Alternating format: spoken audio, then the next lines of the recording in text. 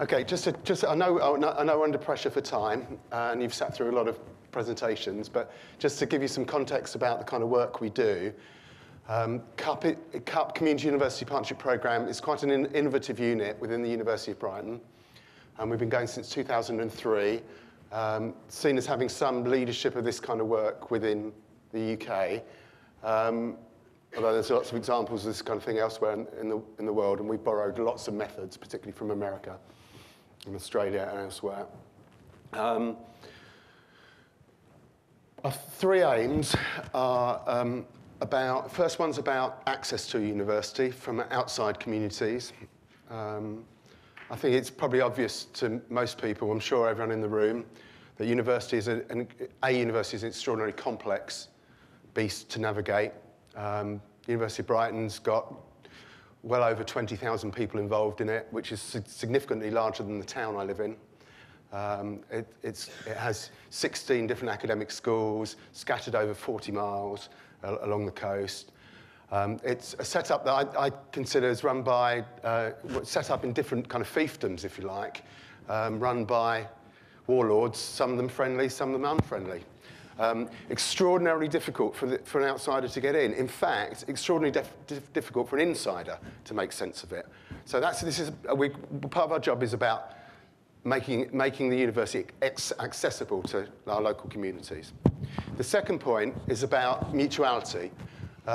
When CUP first arrived, people thought we had a bit of funds to develop projects. People thought we might be a kind of, I don't know, sub-regional lottery fund of some kind. Well, we're not that. We're not really about charitable do-gooding at all, although we do hope to make a contribution. What we are about is about mutual benefit between the university and local communities. So our projects are tested in that kind of way, and that informs the whole notion of our thoughts about partnership. The third point is just really one about priorities, because there's a vast amount of connections between a university and its outside environment. In fact, I'd say the whole planet is there, really. So it's a nice abstract concept, but what do we do in practice? What we say is where there's a conflict between our level of resource and what communities would like, is we prioritise disadvantaged and marginalised communities. There's lots of different things we could do. So very briefly, I'm not going to go through all these points. Since we started, we get something in the region of 200 inquiries a year that we deal with from communities that end up as real pieces of work, of partnership work with the university. We have a large number of students whose curriculum has been adjusted so that they actually work on community projects as a formal part of their studies. Now, this is distinct from volunteering. We have around about 15 or 20 significant pieces of work. We call them knowledge exchange projects, where community partners and academics work together on a topic of mutual interest, where we might provide some funding or some resource. And we've now started, because we've been going for a while, we've started to generate clusters of areas, and we've started to call them communities of practice, which has been a useful term for us, where there's particular strengths of partnership working between the university and local communities. There's a couple of them up there: older people, children and families, lesbian and gay communities, but three major ones. So moving on. Okay. First of all, just to take you through our thinking about partnerships, which has come from really action learning over the last 7 years or so. Just to be clear, these thoughts have really come from communities and universities working in partnership. So I appreciate that many people in the room might be working in different contexts. So partnerships what I'm saying might need to be adjusted a bit according to the specific context in which you're working. But in terms of the kind of principles behind what we think might create healthy partnerships, here are a few of our thoughts. There's something about equity. I don't suppose that will surprise people. But I guess it's easy to say. It's a bit glib, really, in a sense. Because everyone would talk about equal partnerships as if that's a straightforward facet of good partnership working. I don't believe it's straightforward at all. I think it's extremely difficult. I think there's inevitably power differentials in partnership situations. So this isn't a naive point that's saying, oh, everyone's equal in every respect. This is more about a principle that says we have to recognise the validity of different contributions and work towards equity. And as part of that, the notion that we see partnership working as co-production. I guess this term's getting quite commonplace now, but what it means is actually working together to produce something of value that's to all parties.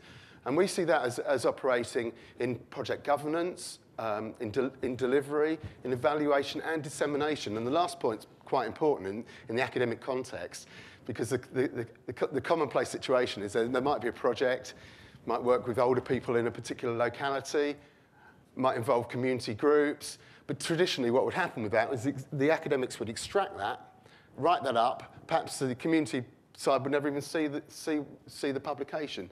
We think that's unsatisfactory, and we think work should be jointly produced. And we've gone part way to practicing what we preach. 4 years ago, we produced a book from our projects to date, which was all co-wrote between community organisations and academics on half a dozen different projects. It was an immensely difficult piece of work, but we felt it was really important, and it's very rare globally that people have tried this.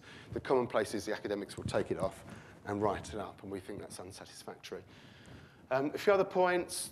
Consider the needs of marginalised and excluded partners, as well as the mainstream well-resourced.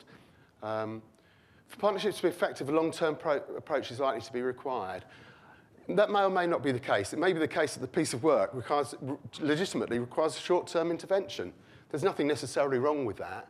But often, actually, what we find is this is about relationship development.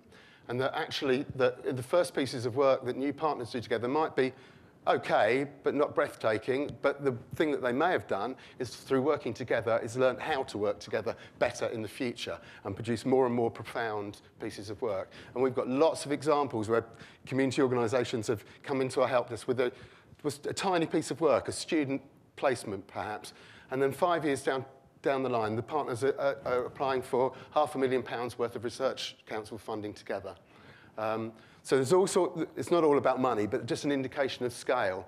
So I think that when generally the position that most of us are in most of the time is we're working on very, very short-term funding. So what I say about that is we need a long-term vision for our short-term pieces of work. So what we're actually doing is developing the relationships and then chunking the work so we can move towards a target rather than doing a short piece of work and then falling off the end of it with less likelihood of continuity. We missed the last point. So those were some of the principles we think. What would a process to support healthy partnerships look like? A couple of points here. I mean, some of this stuff sounds so obvious, really. Assess the specific strengths and requirements of partners. I think there's something about being honest at this point about whether the piece of work is for you. Is there someone who's better suited to respond?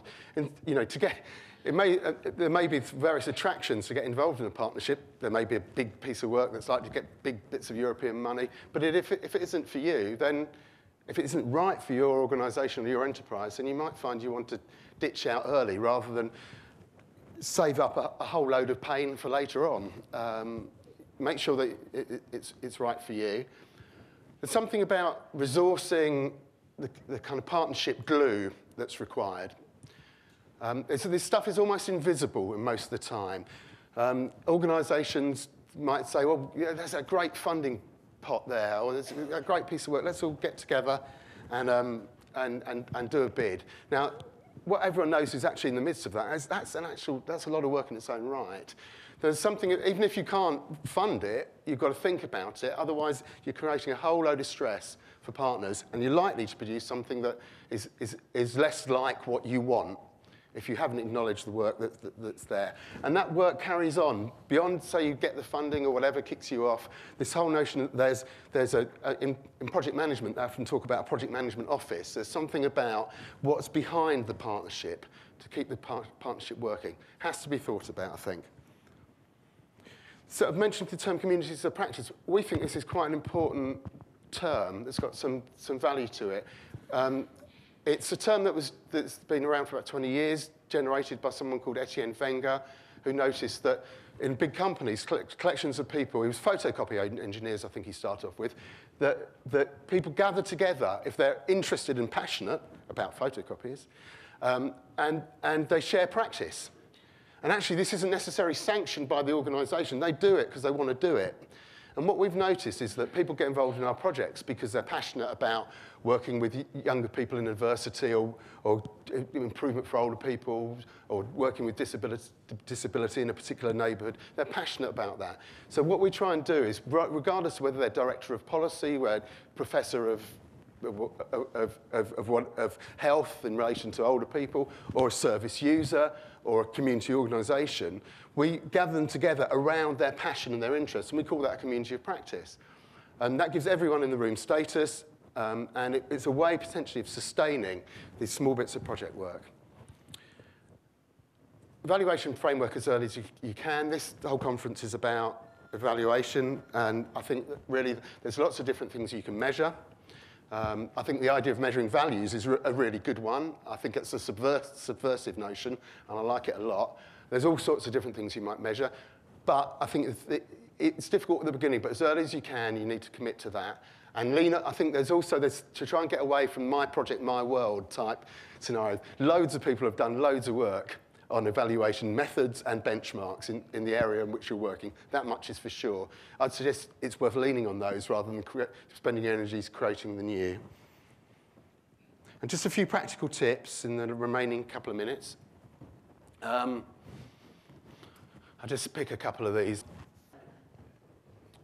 Okay, what are the most important couple of these for me? I think prioritise working with people who want to work with you is very important. This is also the community of practice notion. I think time and energies are too tight most of the time to convince reluctant partners to be partners. So seek out people who actually want to do the same things as you, who've got the energy and some resource to put into it. Keep thinking about the beneficiaries of work. One thing that's been very useful for us is when we started, no one around here knew what community university partnerships looked like. I thought it was a nice notion. It sounds an abstract thing. What on earth is it? So there was quite a lot of resistance and suspicion whether we were going to take over people's patches and all the rest of it. So we did a lot of, our Pro-Vice Chancellor, Stuart Lang, said, what I'd like you to do is define it in the doing. It's an absolutely liberating concept.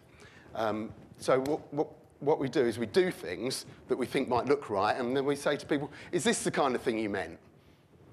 And they say yes or no to that. And what that does is it generates momentum and a positive sense of development. I think that's a really important thing, because at the beginning, actually, you probably don't know all the details.